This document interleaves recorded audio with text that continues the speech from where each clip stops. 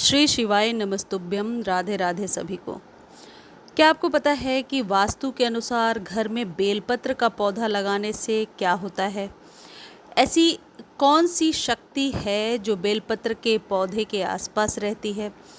आपको ये भी जानकर बहुत हैरानी होगी कि बेलपत्र के पौधे को गमले में 8 से 10 इंच के कंटेनर में बहुत आसानी से लगाया जा सकता है।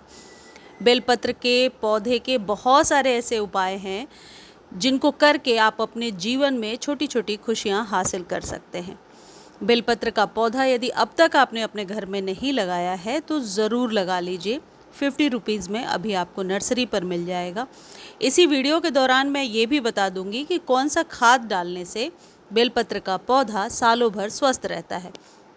जो भी जानकारी मैं आपको देती हूँ या तो मेरे अनुभव पे आधारित होता है या वास्तु के जो टिप्स होते हैं वो कहीं से पढ़कर हासिल करके देती हूँ, तो आप इस पर 100% भरोसा कर सकते हैं।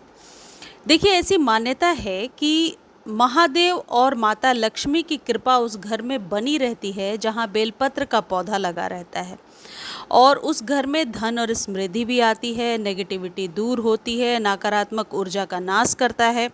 एक चीज़ और है कि ये जो बेलपत्र का पौधा है, इसके नीचे आप शिवलिंग बना सकते हैं। आप यदि पंडित प्रदीप मिश्रा, जो कि अंतर्राष्ट्रीय कथावाचक हैं, उनको आप सर्च कीजिए, सुनिए, तो आपको पता होगा कि बेलपत्र के पेड़ के नीचे शिवलिंग बनाकर, मिट्टी की शिवलिंग बना करके पूजा करने से जीवन की बहुत सारी नेगेटिविटी दूर होती है। उनके और भी बहुत सारे उपाय हैं।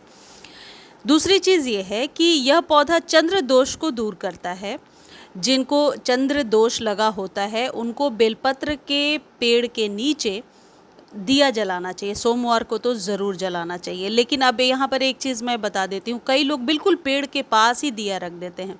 ऐसा बिल्कुल भी नहीं करना है, गमले के बगल में रख दीजिए। ये जो खाद मैं दे रही हूँ ये डीएपी है। डीएपी एक ऐसा खाद होता है जो पौधे को, जो परमानेंट पौधे हैं, उन्हें स्वस्थ रखने में मदद करता है। इन सभी खाद को खरीदने का लिंक डिस्क्रिप्शन में दिया हुआ है। अलग से आप जानकारी लेना चाहते हैं, बातचीत करना चाहते हैं, तो आप टेक्स्ट कीजिए, आपको पूरी जानकारी दी जाएगी। आपको कंसल्टेंसी उसके लिए लेना होगा।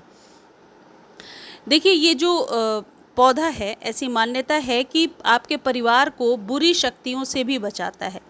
यदि आपके पास जगह है तो इसे घर के आंगन में लगा सकते हैं, लेकिन आजकल हम लोग अपार्टमेंट में रहते हैं तो आंगन में जगह नहीं होती। हम बालकनी में लगा सकते हैं, कुछ दिशाओं का, डायरेक्शंस का ध्यान रखते हुए बहुत आसानी से 8 से 12 इंच के कंटेनर में लगा दीजिए।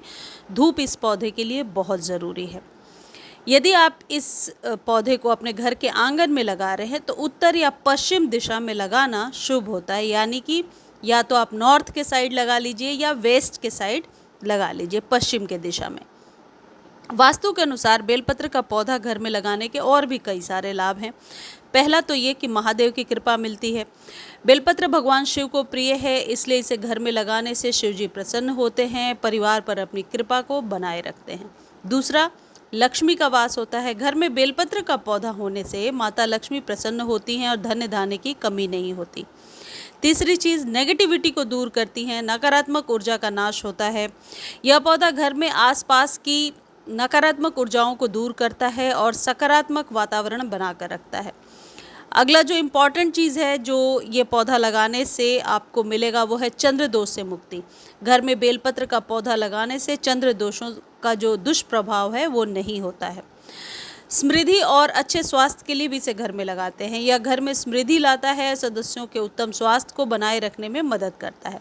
अब दिशा की बात करते हैं। बेलपत्र के पौधे को घर में, आपको बता दिया, आंगन में यदि लगा रहे हैं तो उत्तर या पश्चिम की दिशा में लगाइए। लेकिन यदि आप अपने बालकनी में लगा रहे हैं तो पश्चिम की दिशा में लगा दीजिए। मैंने भी पश्चिम की दिशा में ही लगाया है। पश्चिम दिशा में इसे लगाना सबसे अच्छा माना गया है। खासकर उत्तर पश्चिम दिशा का जो कॉर्नर है वहाँ भी लगा सकते हैं, या फिर सिर्फ वेस्ट के साइड यानी कि पश्चिम दिशा में लगा सकते हैं, क्योंकि इससे घर के सदस्यों का स्वास्थ्य अच्छा रहता है। और जैसा कि मैंने पहले बताया, बेलपत्र के पेड़ के नीचे दीपक जलाने से नेगेटिविटी दूर होती है और वातावरण में पॉजिटिविटी फैलती है। तो इसलिए भी बहुत सारी चीज़ों को ध्यान में रखते हुए बेलपत्र का पौधा इस बार आप अपने घर में ज़रूर लगाइए।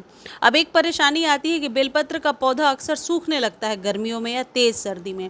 देखिए, गर्मियों में पानी प्रॉपर दीजिए, डेली पानी दीजिए और थोड़ी थोड़ी पिंचिंग ऊपर से करते रहिए तो पौधा घना रहेगा।